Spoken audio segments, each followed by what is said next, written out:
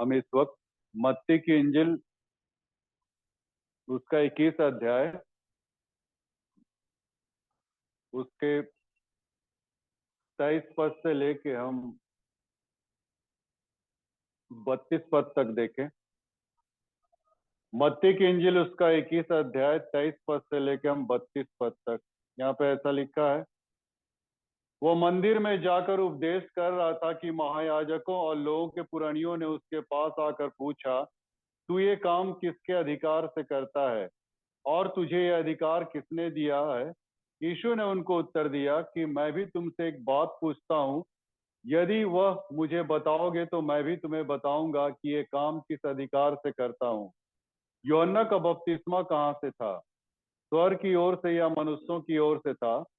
तब वे आपस में विवाद करने लगे कि यदि हम कहें स्वर्ग की ओर से तो वो हमसे कहेगा, फिर तुमने उसकी प्रतीति क्यों न की?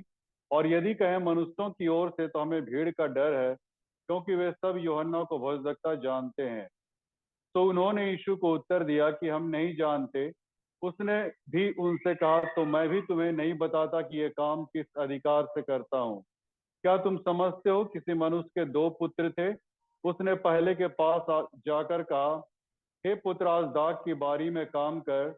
उसने उत्तर दिया, मैं नहीं जाऊंगा, परंतु पीछे पछता कर गया। फिर दूसरे के पास जाकर ऐसा ही कहा। उसने उत्तर दिया, जी हाँ, मैं जाता हूँ, परंतु नहीं गया। इन दोनों में से किसने पिता की इच्छा पूरी की? उन्होंने कहा, पहले ने। यीशु ने उनसे कहा, मैं तुमसे सच कहता हूँ कि महसूल लेने वाले वेश्या तुमसे पहले परमेश्वर के राज में प्रवेश करते हैं। क्योंकि यूहन्ना धर्म के मार्ग से तुम्हारे पास आया और तुमने उसकी प्रतीति न की, पर महसूल लेने वालों और वेश्याओं ने उसकी प्रतीति की, और तुम यह देखकर पीछे भी न पछताए कि उसकी प्रतीति कर लेते। आइए हम प्रार्थना में जाएंगे। प्रेम पिता, हम तेरे वचन की ओर इस वक्त जा रहे हैं। जो भी तू अपनी बातों को शेयर करना चाहता, हमारे मन अंतकरण को खोल, ताकि हम तेरे वचन को अपने हृदय में जगह दे। थोड़ी सी प्रार्थना यीशु के नाम से मांगते सुनो दे। मंडली कृपा बैठ जाए।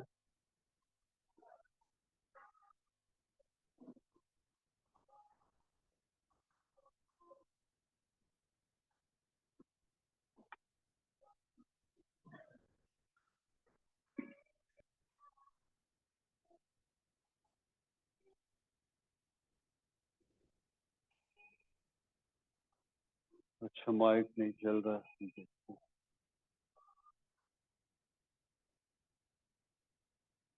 आज का जैसा कि वचन दिया गया है, उपेक्षा करने वाले की अपेक्षा उपेक्षित जन ही प्राय परमेश्वर के बुलाहट के प्रति अधिक निष्कपट होते हैं। फिर से पढ़ना चाहूंगा, उपेक्षा करने वालों की अपेक्षा उपेक्षित जन ही प्राय परमेश्वर की बुलाहट को निष्कपटता से अंगीकार करते हैं।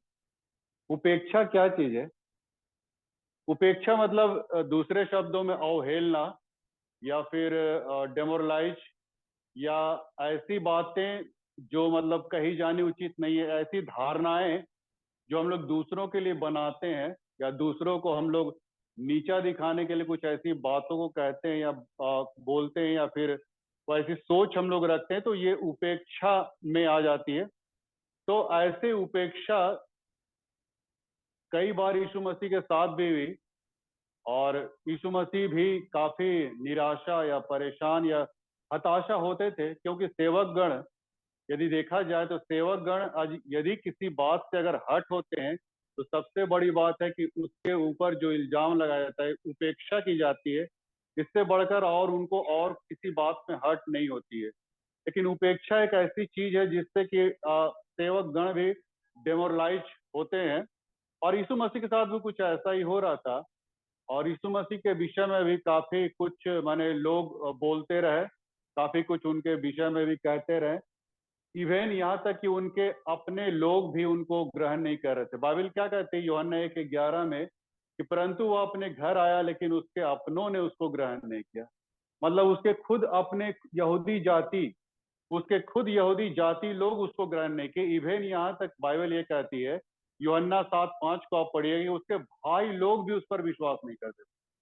माने क्या समाज, क्या कलीसिया, क्या परिवार कोई उनकी बातों पर भरोसा या विश्वास नहीं करते, बल्कि उसके ऊपर में लांछन ही लगाते। और ऐसा ही होते आया। और यशायाह 53:3 को आप पढ़िएगा, वहां पे लिखता है कि लोगों ने उसकी ओर से मुंह फेर दिया, क्योंकि वो त्यागा हुआ था। मुंह फेर दिया लोगों ने। इतना ज्यादा मतलब यीशु मसीह के साथ जो उनको हर्ट की जा रही थी, और काफी मतलब उनके जीवन के लिए बहुत मतलब कठिनदायक पल था। कैसे वो मन सेवकाई कर पाता, जबकि वो स्वर्गीय सिंहासन, वो सारा ऐशो आराम छोड़ के अपने समाज को, अपने कलीसिया को, अपने परिवार को दे रहा था। लेकिन इसके बावजूद, इवन मैंने कहा ना, परिवार वाले भी उस पर बिलीव नहीं करते थे, और उनको भी मतलब हमेशा कचोटते रहना, उनके ऊपर में हमेशा पीड़ा और हमेशा ऐसा जुल्म, ये सब बहुत सारी बातें उनके जीवन में ऐसा आ रही थी मित्रों। और यहाँ पे वही चीज हम देखने को मिल रहा है। इंसिडेंट यहाँ पे जो है, शास्त्री फरीसी जो धर्म के ठेकेदार थे, धर्म के ठेकेदार लोग भी यीशु मसीह पे भरोसा नहीं करते थे। वे नहीं समझते थे कि ये परमेश्वर की ओर से आया है, परमेश्वर का पुत्र यही मसीहा है। ऐसी बात शास्त्री फरीसियों, जो कि मतलब परमेश्वर के ठहराए हुए लोग थे, शास्त्री फरीसी, इनको व्यवस्था का पूरी मन ये दी गई थी, व्यवस्था मानी इन्हीं के ऊपर में सारा जिम्मेवारी था कि व्यवस्था को कैसे वो मतलब उसको सहेजे संवारे और लोगों के बीच में इम्प्लीमेंट कराए। ये सिर्फ शास्त्री फरीसियों के अधिकार क्षेत्र में था। और जब यीशु मसीह इन सारी चीजों को माने लोगों के बीच में जब प्रोड्यूस कर रहे थे, या लोगों के बीच में जो भी प्रचार प्रसार कर रहे थे, तो शास्त्री फरीसियों ने क्वेश्चन उठा दिया कि तुम्हें ये अधिकार किसने दिया है। ये बहुत बड़ी बात है मित्रों। और उसके अधिकार पे वो लोग प्रश्न चिन्ह लगा दिए। आपको ये हक कौन दिया कि आप इस प्रकार का प्रचार करते। और शास्त्री फरीसी लोग उनके ऊपर में काफी मतलब उनके ऊपर में चढ़ाई कर बैठे कि आपको कोई जरूरत नहीं है, आपको अथॉरिटीज नहीं है कि आप ऐसा कर कीजिएगा। और ये किस अधिकार से कर रहे हैं, क्यों क्यों ऐसा कर रहे थे शास्त्री फरीसी लोग? क्योंकि सारे के सारे लोग यीशु मसीह के पीछे चले जा रहे थे। उनकी पॉपुलैरिटी इतनी बढ़ गई थी कि शास्त्री फरीसी लोगों को मतलब ये लगने लगा, हिचक आने लगा कि हमारे पीछे कौन चलेगा।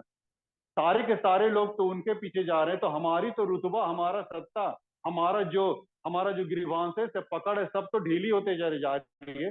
और ये बातें मैंने शास्त्री परिषद खलने लगी, और उनके ऑथराइजेशन पे उन लोग मतलब चार्जेस लगा दिया कि आपको ये ऑथराइज कौन दिया। अब यहाँ अगर यीशु मसीह बोलता कि नहीं हमको परमेश्वर की ओर से मिला है, तो उनकी बातों को तो कोई विश्वास ही नहीं करता। वो तो ऑलरेडी वो लोग पे विश्वास ही नहीं कर रहे थे। अरे ये तो बढ़ई का बेटा है। हाँ, अरे मसीहा आएगा तो कोई राजघराने में पैदा होगा, कोई राजकुमारी का बेटा होगा। हाँ, कोई बड़े घराने में पैदा होगा। ऐसा ऐसा माने लोगों का थॉट्स था मित्र। ऐसी मानसिकता लोगों के अंदर में बनी हुई थी, और यीशु मसीह को कतई स्वीकार नहीं कर रहे थे कि ये मतलब यही मसीहा है जो परमेश्वर की ओर से भेजा जाने वाला है, यही मसीहा है। क्योंकि ये तो बढ़ई का घर में पैदा हुआ, ये कैसे मसीहा हो सकता है, ये तो कारपेंटर है, ये तो बढ़ई है, ये तो इसको तो कुछ आता नहीं है। अब बहुत सारी बातें लोगों के अंदर में जेहन में, और इसीलिए अधिकार पे उन्होंने प्रश्न चिन्ह लगा दिए। आधिकारिक तौर पे आज भी ऐसा होता है। अगर कोई चर्च के बाहर से कोई अगर सेवा दे रहा है, तो उसके अधिकार पे प्रश्न चिन्ह लगा देता। आपको किसने हक दिया कि प्रचार करे, आपको किसने हक दिया कि आप कलीसिया की सेवा करें। नहीं मित्रों, ये परमेश्वर की ओर से ये सारा हक मिलता है। आप पढ़िएगा इब्रानी 5:4 में लिखता है कि कोई व्यक्ति आदर का पद अपने आप से नहीं लेता, ये परमेश्वर की ओर से दी जाती है। तो यदि किसी व्यक्ति को अगर इग्नोर कर रहे हैं, लांछन लगा रहे हैं, इसका मतलब आप परमेश्वर के चुनाव पे आप प्रश्न चिन्ह खड़ा कर दे रहे हैं। सही बात है। माने परमेश्वर ने जो चुनाव किया है उस पर आप उंगली उठा दिए। मूसा के साथ भी वही हुआ था ना, मूसा के साथ भी वही हुआ था। किसने तुम्हें हमारा न्यायी ठहराया है? आपको ख्याल होगा, निर्गमन 2 अध्याय को आप पढ़िएगा। जब मूसा ने देखा दो इस्राएली लोग लड़ रहे हैं, और जब उनको छुड़ाने गया, तो एक व्यक्ति क्या कहता है, तुमको किसने न्याय ठहराया हमारे ऊपर। और जानते हैं, प्रेरितों का हम 7 अध्याय के 35 पद को आप पढ़िएगा। जिस व्यक्ति को, जिस मूसा को लोगों ने इनकार किया था किसने मुझे न्याय ठहराया, परमेश्वर ने उसी को न्याय ठहरा के मिस्र देश में भेज दिया कि वो इसराइलियों का अगुवाई करे। सोचिए, अरे हम कौन होते हैं मित्रों किसी का न्याय करने वाले, या किसी को मन इग्नोर करने वाले। नहीं, खबरदार रहिएगा मित्रों। किसी भी रूप में हम किसी को भी इग्नोर करना, निकृष्ट बताना, इसको व्यर्थ बताना, उसकी उपेक्षा करना कभी ना करें मित्रों। परमेश्वर आपके अगेंस्ट में आ जाएगा। अगर यीशु मसीह, मैंने बार बार कहा, अगर यीशु मसीह आपके लिए मरा है तो उस व्यक्ति के लिए मरा है जिसको आप इग्नोर कर रहे हैं।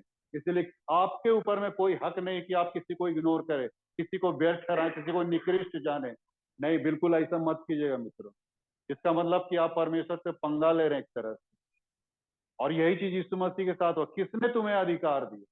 ये राइट्स तुम्हें कहाँ से मिली? अब अगर यीशु मसीह बताता कि परमेश्वर की ओर से मिला तो इन लोग तो विश्वास करने से रहे, तो उन्होंने पलटवार किया। देखिए, अगर वे लोग पार्टी पॉलिटिक्स में उतरते थे तो यीशु मसीह भी कम माने पार्टी पॉलिटिक्स में नहीं, मतलब इतना कमजोर नहीं था।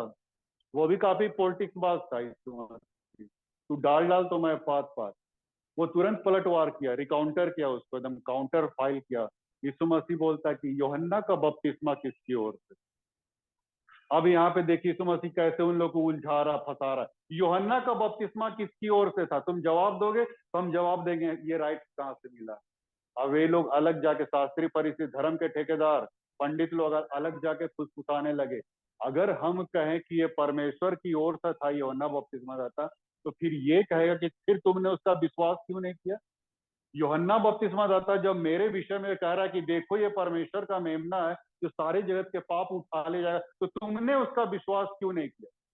और अगर हम कहें कि यूहन्ना बपतिस्मा दाता मनुष्य की ओर से था, तो शास्त्री फरीसियों को भीड़ का डर था कि भीड़ लोग तो पथरवाह कर देंगे, क्योंकि भीड़ लोग पब्लिक लोग यूहन्ना बपतिस्मा दाता को नबी समझते थे।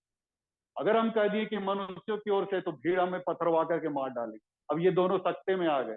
शास्त्री फरीसी लोग एकदम सकते में आ गए। माने किम कर्तव्य विमूढ़, हम करें तो क्या करें, क्या आंसर दे ऐसा करके।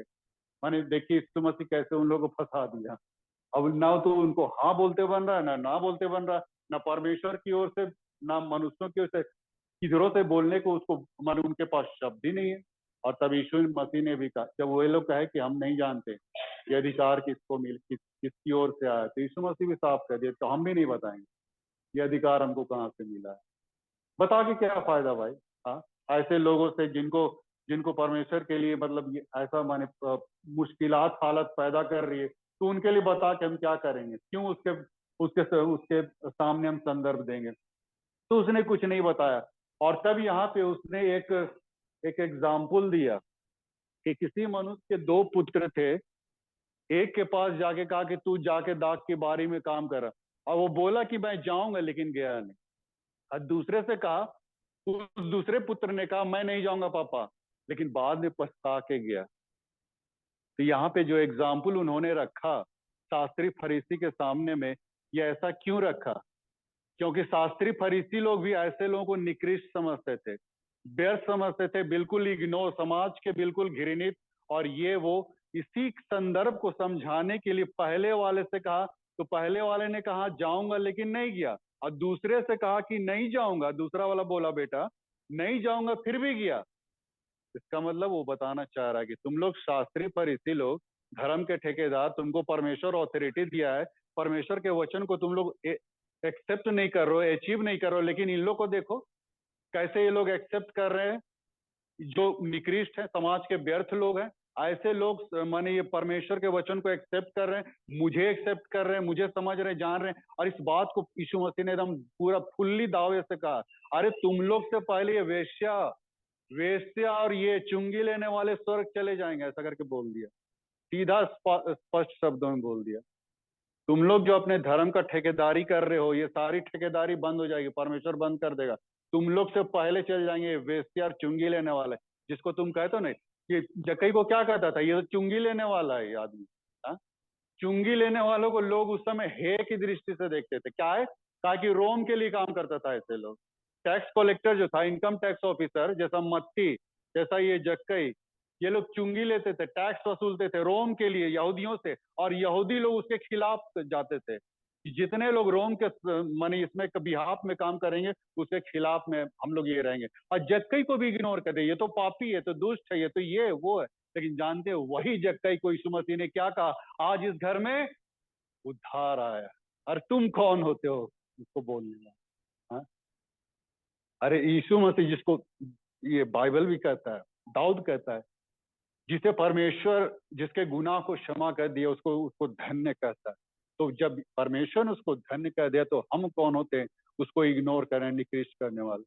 जक्कई को उसने कहा कि आज इस घर में उद्धार है। आज जक्कई झट उतरा, आज हम तेरे घर में खाना खाएंगे। देखिए कितना अच्छा, कितना बड़ा अचीव उसको माने जक्कई को मिला। कभी इस बात का एहसास ही नहीं था उसको कि मुझे इस रीति से रिफंड मिलेगा, इस रीति से रिवार्ड मिलेगा। जो लोग मुझे हे की दृष्टि से देख रहे हैं, वही परमेश्वर मुझे आज उद्धार का रास्ता दिखा रहा, उद्धार दे दिया। ऐसे बहुत सारे लोग हैं मित्रों जिनको उद्धार मिला, जिसको हम लोग हे की दृष्टि से देखते हैं। सामरी स्त्री देखिए, याकूब के कुएं में बैठी हुए, पांच पति कर चुकी थी, और जिसके पास था वो भी उसका पति नहीं था। बाइबल कहती है माने 6 पति, उसके अंदर में इतनी लालसा, इतनी वासना थी, और 6 पति कर चुकी, 6 मर्द से संबंध रखे थे। बावजूद इसके देखिए लोग उसको उल्टा कहते थे, वेश्या कहते थे। दोपहर में पानी भरने आए थे। क्यों दोपहर में आए थे? ताकि लोगों की नजर से बची रहे। सुबह शाम तो भीड़ रहती थी कुआं में, तो क्यों लोगों से हम पंगा ले, इसीलिए दोपहर को आए थे।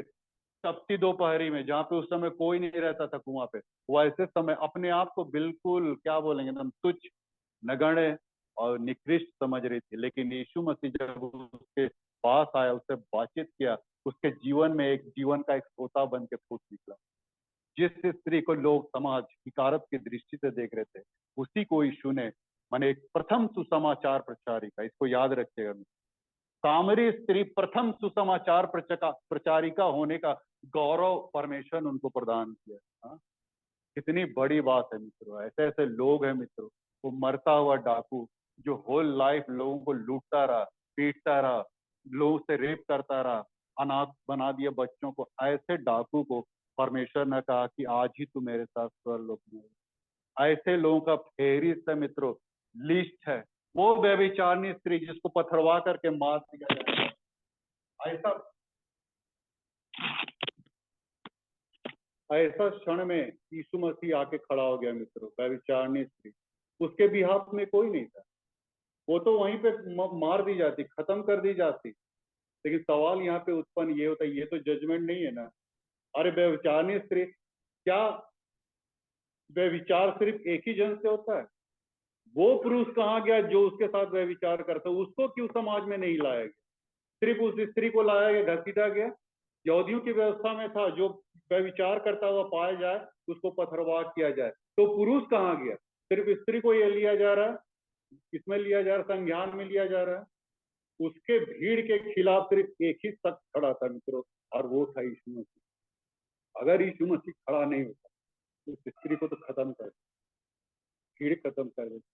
लेकिन यीशु मसीह अकेले भीड़ में खड़ा होने का साहस किया। अरे भीड़ में लोगों के साथ तो आप लोग बहुत चलते, कभी अकेले चल के देखिए, अकेले चल के देखिए, इसी में तो दम है मित्रों।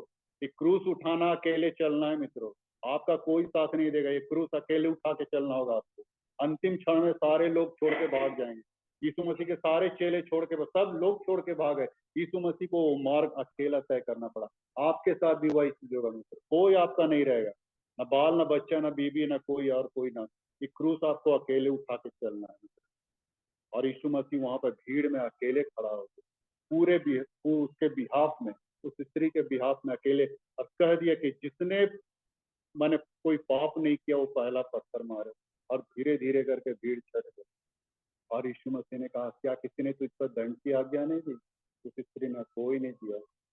तो कहा कि मैं भी तुझ पर दंड की आज्ञा नहीं था, लेकिन एक चीज बोल के गया कि जात से तू पाप ना करना। ऐसा तो है हमारा प्रभु मित्र, जिसको हम निकृष्ट समझते हैं, जिसको हम लोग खराब समझते हैं, इग्नोर करते हैं मित्रों, वही व्यक्ति परमेश्वर की नजर में बहुत बहुमूल्य है, बहुत बहुत काबिल है, बहुमूल्य।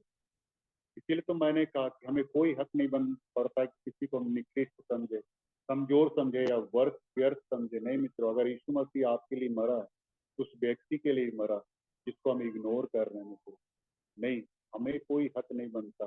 बाइबल क्या कहती है कि वो निर्धन के बिहाफ में खड़ा हो जाता है न्याय करने के लिए। निर्धन के, आप किसी पे मुकदमा दायर कर दीजिए किसी निर्धन पे, वो निर्धन के बिहाफ में खड़ा हो जाएगा, परमेश्वर आपके अगेंस्ट में आ जाएगा। ऐसा बाइबल कहती है, नीति वचन मैं नहीं कह रहा हूँ, बाइबल कहती है। ऐसे लोगों के विरुद्ध मैंने इसमें बिहाफ में खड़ा हो जाता है मित्र। ऐसा तो हमारा परमेश्वर। ऐसे लोगों की लिस्ट है मित्रों जो समाज में बिल्कुल निकृष्ट थे, व्यर्थ थे, मतलब खत्म थे। और भी ऐसे सामरी मरियम मगदलिनी, मरियम के विषय में भी आप लोग जानते हैं, जिसने यीशु मसीह के पाँव को धोया इत्र से, पोंछा, उसको धोया, उसके बालों से ये किया। और लेकिन वहां पे जानते हैं, वहां पे फरीसी, एक फरीसी वहां पे शमौन नाम का, वो खड़ा क्या बोलता है कि अरे ये तो स्त्री पापी ने, पापी ने। माने वो फरीसी इस स्त्री के विषय में क्या शब्द यूज कर रहा है, ये तो पापी है। इवेन यहाँ तक कि वो यीशु मसीह पे भी दोष दे रहा है। क्या बोलता, अगर ये धर्मी होता व्यक्ति तो समझ जाता कि जिसको जो जो इसके पांव धो रही है वो भी मतलब वो पापी है। हाँ? अगर ये धर्मी होता, अगर परमेश्वर का पुत्र होता। समौन फरीसी भी यीशु मसीह के ऊपर में उंगली उठा दिए। मैंने मन ही मन सोचा, लेकिन बाइबल यहाँ पे लिखा हुआ, बाइबल में मन ही मन सोचा, लेकिन इस बात को यीशु मसीह समझ गया और बोला जिसके बहुत ज्यादा पाप क्षमा किए जाते हैं ना, तो मुझसे उतना ही प्यार करता। सीधा सीधे बोल दिया, इसने मेरे मेरे पाँव को धोया। मैं तुम्हारे घर आया, लेकिन तुमने मेरे पाँव को नहीं धोया, लेकिन इसने धोया। तुमने मुझे प्रेम नहीं किया, इसने किया। और इसके जो इतने पाप थे सब क्षमा किए गए। और जिसका जितना पाप क्षमा होता है वो उतना ही मुझसे अधिक प्यार करेगा। जानते हैं, वही प्यार तो दिखलाए मरियम मगदली ने, जब उस सबसे पहले 2 रिवार्ड मिला उसको, मरियम को 2 रिवार्ड मिला। एक रिवार्ड यीशु मसीह को पहले पहल किसको दिखाई पड़ा, उसी मरियम, जिसने यीशु मसीह के पाँव को इत्र से धोया था। उस मरियम को पहले पहल यीशु मसीह जब जिंदा हो गया, यीशु मसीह जीवित हो उठा, तो सबसे पहला माने रिवार्ड उसको यही मिला कि वो मरियम को दिखलाई पड़ा। ये कितनी बड़ी बात है मित्रों। हाँ, कितनी बड़ी बात है। और दूसरा रिवार्ड और क्या दिया, किसी को ख्याल है? हाँ, इस उत्तम भाग को इन्होंने पा लिया। हाँ, 2 रिवार्ड दिया मित्र मरियम। इस उत्तम भाग को इस मरियम ने पा लिया जो उससे कभी छीनी ना जाएगी। हर वर्ल्ड के इतिहास में ये बात हमेशा दोहराई जाएगी। प्रभु ने कहा ये दोहराई जाएगी, क्योंकि इसने उस वचन को पाया, उस प्रेम को पाया, उस अनुग्रह को पाया मित्र। और ये हमेशा इतिहास में जब भी इस बात का जिक्र होता है तो मरियम का जिक्र जरूर आता है ना। चाहे कब्र की बातें हो, या पैर धोने की बात हो, या उत्तम भाग को चुनने की बात हो, ये सारे मैंने ऐसे ऐसे लोगों की लिस्ट बाइबल में पाए जाते हैं मित्रों। धर्मियों के विषय में यहाँ पे नहीं लिखा गया। प्रभु ने कहा कि मैं धर्मियों को नहीं परंतु पापियों को बचाने इस पृथ्वी पे आया। चलिए मित्रों, मैं बताना चाहूँ, यदि आप धर्मी अपने आप को समझते कहते हैं, ये सारी बातों से बिल्कुल एकदम हट जाइए, दूर हो जाइए, उसके दिमाग से भी एकदम हटा दीजिए, बल्कि अपने आप को गुनाहगार समझिए, पापी समझिए, और वहीं पे यीशु मसीह काम करेगा मित्र। यदि हम अपने आप को गुनाहगार समझते हैं, पापी समझते हैं, निकृष्ट समझते हैं, व्यर्थ समझते हैं, समाज के कुछ भी हम नहीं समझते मित्रों, वैसे ही समय परमेश्वर काम करेगा मित्रों। और यकीन मानिए, ये हम कलीसिया के लिए भी एक परिदृश्य है, ये तस्वीर है मित्रों, कि कलीसिया में भी हर व्यक्ति अपने आप में एक बहुमूल्य रत्न है। हाँ, यीशु मसीह को भी यही बात कहा था ना, शास्त्री फरीसी लोग। हाँ, जिस पत्थर को राजमिस्त्रियों ने निकम्मा ठहराया वही कोने का सिरा हो गया। यीशु मसीह के विषय में यही कहा कि जिस पत्थर को राजमिस्त्रियों ने, राजमिस्त्री किस लोग किसको कहा गया, शास्त्री फरीसी लोगों, धर्म के ठेकेदार, जिस पत्थर को राजमिस्त्रियों ने निकम्मा ठहराया वही कोने का सिरा हो गया। यरूशलेम के भवन का सिरा, कोने का सिरा वही कहलाया जो यीशु मसीह, जिसका नाम यीशु मसीह, उसको ठुकरा दिया था कि ये पत्थर इस भवन में फिट नहीं बैठ रहा है, हटाओ इसको, इग्नोर करो। हाँ, राजमिस्त्रियों को देखते हैं, राजमिस्त्रियों को आप देखिएगा, एक भी कोई पत्थर को बेकार जाने नहीं देता है ना। छोटा से छोटा पत्थर भी कहीं पर वो जाके क्या कर देता है, फिट कर देता है। इस भवन में जो बनाया गया, ये चर्च जो बनाया गया, एक एक छोटा छोटा पत्थर भी है मित्रों जो फिट किया गया, जिसके चलते ये भवन खड़ा है। कहने का क्या मतलब है कि कलीसिया में कोई भी ऐसा व्यक्ति निकृष्ट नहीं है, इग्नोर करने लायक नहीं है, जो जो परमेश्वर के नजर में बहुमूल्य नहीं है। हर एक व्यक्ति का अपना अपना रोल है, अपना अपना कर्तव्य, रिस्पॉन्सिबिलिटी, हर एक का एक अच्छा बहुमूल्य योगदान है मित्रों। अगर एक पादरी जो वेदी में अगर काम करता है, तो एक झाड़ू देने वाला भी उतना ही बहुमूल्य परमेश्वर की नजर में, इसलिए हम किसी भी रूप में इग्नोर नहीं कर सकते। ये पूरी कलीसिया एक एक छोटे छोटे पत्थरों से, छोटे छोटे व्यक्तियों से, हर एक व्यक्तियों से बनाए गए मित्रों। यही तो परमेश्वर कहना चाहता है कि जिस पत्थर को राजमिस्त्रियों ने निकम्मा ठहराए वही कोने का सिरा हो गया। हम लोग भी किसी कहीं पे जाके हम लोग प्लॉट को जब संस्कार करते हैं प्लॉट को, तो सबसे पहले एक पत्थर को एक जगह पे गाड़ते हैं और उसी पत्थर से सटते हुए पूरी दीवार उठती चली जाती है, उठती। वो क्या है? कोने का सिरा है। वही कोने का सिरा है जो बहुमूल्य पत्थर है, जिस पत्थर पे नींव इमारत खड़ी होती है। आज हमारा यीशु मसीह भी हमारी कलीसिया में एक नींव का, मील का पत्थर साबित हुआ मित्रों। ना सिर्फ यीशु मसीह बल्कि चेले भी। इसीलिए कहा जाता है कि प्रेरित लोग जो हैं, जितनी भी कलीसियाएं खड़ी हुई है, प्रेरितों के लहू की नींव पे बनी है। ये बात है। जितनी भी आज कलीसियाएं खड़ी है, प्रेरितों के, चेलों के लहू की नींव पे खड़ी है। चेलों को भी इग्नोर किया गया था, लोग उसको समझ नहीं रहे थे, कुछ जान रहे थे, लेकिन प्रभु ने उसे हीरे बना दिया, एकदम जमीन से निकाल के मैंने तख्तो ताज पे बैठा दिया। ऐसा तो है हमारा परमेश्वर। इसीलिए मित्रों, मैं कहना चाहूंगा कि हम कभी भी अपने आप को इग्नोर ना समझे, तटस्थ ना समझे, मन हिकारत अपने आप में ना, दूसरों को किसी भी रूप में हम ना दे मित्रों। हर एक का रिगार्ड करना सीखे, हर एक को इंकरेज करे, हर एक को बढ़ाने का काम करे। यकीन मानी कलीसिया और भी उत्तरोत्तर और भी बढ़ती चली जाएगी, और यही तो परमेश्वर चाहता है मित्रों। तो परमेश्वर आप सबों को बहुत आयश से आशीर्वाद दे। आइए हम दुआ में दुआ। प्रेम परमेश्वर, हम तेरा धन्यवाद देते हैं कि तूने आज अपने आप को हमारे बीच में रखा, चला फिरा, बातचीत की। और कई बार हम लोगों को इग्नोर करते हैं, कई ऐसी बातों को हम बोलते हैं जो हमारे मुंह पे बोलना उचित नहीं है। आप या तू अपने स्वर्गीय वैभव को, सुख शांति को छोड़ के भी तूने परिवार को अपनाया, समाज को, कलीसिया को अपनाया, लेकिन फिर भी तुझे क्या मिला? ठोकरे, जिल्लतें, ये सारी बातें जो तुझे मिली, फिर भी तू सहता रहा, चुपचाप सहता रहा और लोगों के लिए अपने उद्धार का कारण बना। ये बहुत बड़ी आज हमारे लिए अचीवमेंट है। तो हम यही तुझसे गुजारिश करें कि हर एक के अंदर में तू ऐसी रक्त की छाप बढ़ा, ताकि हर व्यक्ति तेरे नजदीक में पले बढ़े। यही तुझसे हम आग्रह करते हैं। छोटी सी प्रार्थना यीशु के नाम से मांगते सुनो दे आपको।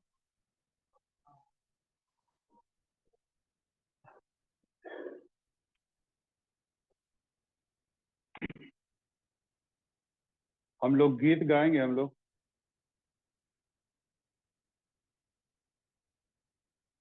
वंदना गीत से, हम गीत नंबर 10 को हम लोग गाएंगे।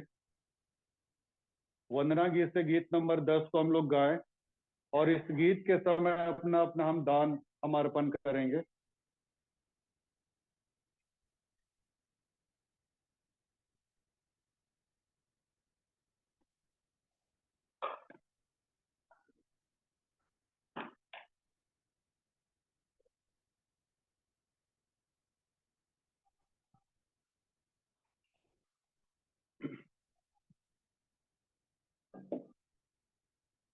वंदना गीत से गीत नंबर 10 को गाएंगे, और इस गीत के समय अपना दान अर्पण।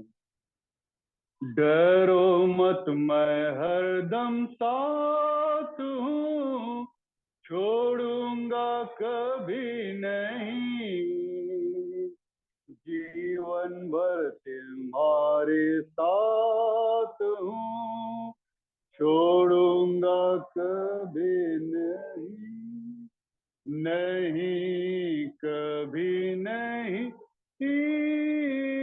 नहीं कभी नहीं, जीवन भर मैं तेरे साथ हूँ, छोड़ूंगा कभी नहीं, मृत्यु के दलदल में हंसते हैं जब पाँव, अपने भी भूल जाते, कोई समझता नहीं, अपने ही आंसू को जब भी पीते हम, घड़ी मैं हरदम साथ हूँ, छोड़ूंगा कभी नहीं, नहीं कभी नहीं, नहीं कभी नहीं। जिस घड़ी तेरे साथ हूँ, छोड़ूंगा कभी नहीं। क्या जीवन के बीच में थक गए हैं पाँव, अपने भी भूखे रुड़ते सुनते हैं बार बार। ऐसा जब लगता है हाथ को थामेगा कोई नहीं, उस घड़ी हर दम साथ हूँ, छोड़ूंगा कभी नहीं, नहीं कभी नहीं, नहीं कभी नहीं। जीवन भर तुम्हारे साथ हूँ, छोड़ूंगा कभी नहीं। क्रूस पर तुम्हारे दुखों को मैंने उठाया है, कलवरी पर मैं अपना लहू बहाया है। ऐसा जब लगता कि कोई भी साथ खड़ा नहीं, उस घड़ी मैं हरदम साथ हूँ, छोड़ूंगा कभी नहीं, नहीं कभी नहीं, नहीं कभी नहीं। उस घड़ी मैं हरदम साथ हूँ, छोड़ूंगा कभी नहीं।